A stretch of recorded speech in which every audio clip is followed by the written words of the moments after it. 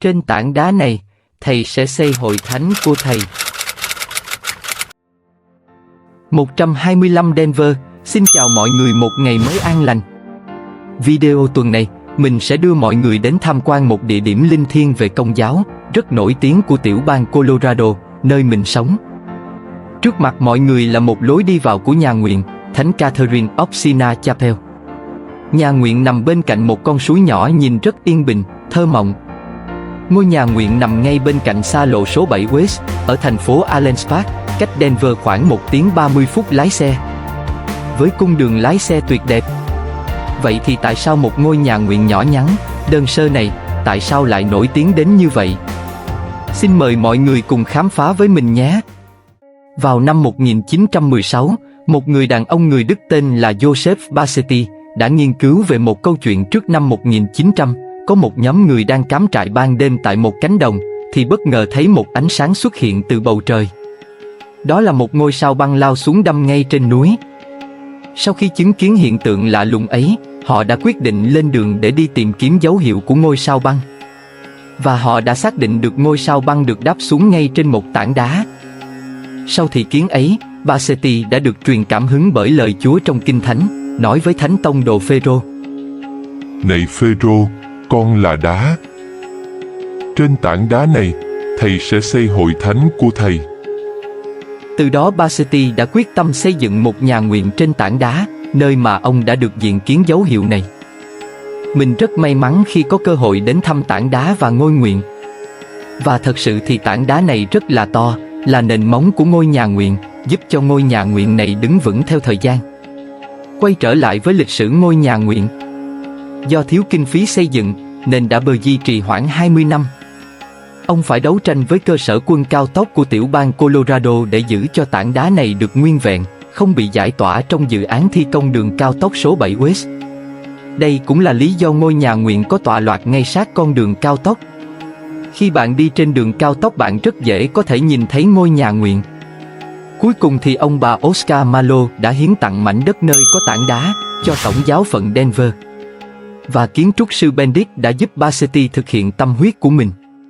Ngôi nhà nguyện được hoàn thành năm 1936. Ngôi nhà nguyện này được xây hoàn toàn bằng đá, với sự kết dính của xi măng. Với tuổi đời hơn 100 năm, ngôi nhà nguyện này vẫn tồn tại uy nghi bất kể sự bào mòn khắc nghiệt của thời tiết. Đây là hướng mặt tiền của nhà nguyện hướng ra đối diện với xa lộ. Một góc nhìn rất thơ mộng từ phía con suối nhỏ hướng về nhà nguyện. Cánh cửa này là lối đi riêng vào nhà nguyện dành cho các linh mục chuẩn bị cho thánh lễ. Bây giờ thì xin mời mọi người cùng mình hướng vào bên trong nhà nguyện để khám phá nhé. Giờ mở cửa từ 10 giờ sáng đến 4 giờ chiều và đóng cửa vào thứ Hai. Đây là lối đi chính vào trong nhà nguyện. Khách du lịch đến đây tham quan liên tục. Xin mời mọi người cùng mình cảm nghiệm không khí trang nghiêm của ngôi nhà nguyện này nhé.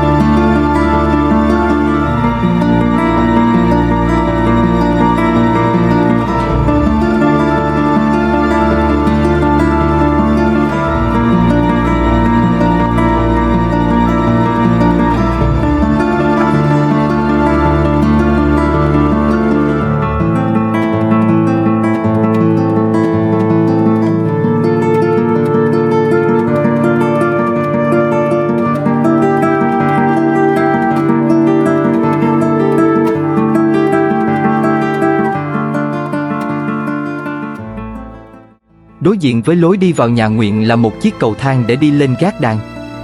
Đây là nơi dành cho những ca viên hát phục vụ cho thánh lễ.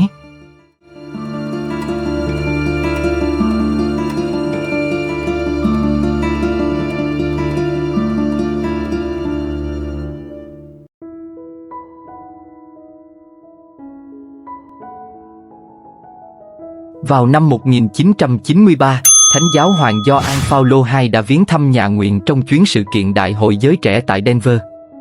Ngài đã nghỉ ngơi tại đây và đã đi bộ trên con đường mòn quanh ngôi nhà nguyện, và con đường mòn sau đó đã được đổi tên thành chính tên của Thánh giáo hoàng. mình có cơ hội được đến đây 2 lần. Lần đầu thì lúc mình mới qua Hoa Kỳ, mình đã đến viếng thăm nhưng rất tiếc đó là mùa đông, nên ngôi nhà nguyện đóng cửa không vào được, và hôm nay sau bao nhiêu năm mình đã quay lại và may mắn được vào trong để chiêm ngưỡng. Cảm giác thật là bình yên, khó tả. Một sự kiện đáng tiếc đã xảy ra vào năm 2011. Khoảng 5,5 mẫu hecta phía sau nhà nguyện bị thiêu rụi trong một trận hỏa hoạn tàn khốc. Tuy nhiên ngôi nhà nguyện vẫn không bị ảnh hưởng bởi trận hỏa hoạn. Và vào năm 2013, một trận mưa lũ lụt và sạt lở đất xảy ra khoảng hơn 5 dặm bắt đầu từ đỉnh núi Meeker và kết thúc dưới chân nhà nguyện. Hậu quả là cảnh quan xung quanh bao gồm con đường mòn đặt tên của Thánh giáo Hoàng Gioan Phaolô II bị phá hủy hoàn toàn.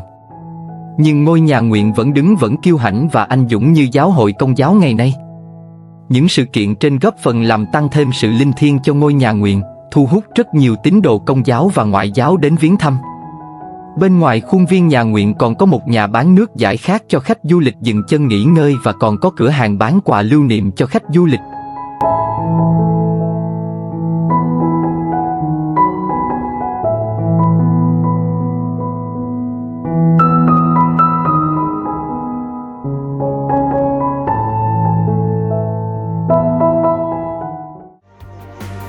Cảm ơn mọi người đã dành ít thời gian quý giá để cùng mình tham quan ngôi nhà nguyện, một địa danh linh thiêng nổi tiếng của tiểu bang Colorado, nơi mình sống. Xin mọi người hãy ủng hộ mình bằng cách nhấn like và đăng ký kênh cho mình nhé. Cảm ơn và hẹn gặp lại vào video tiếp theo.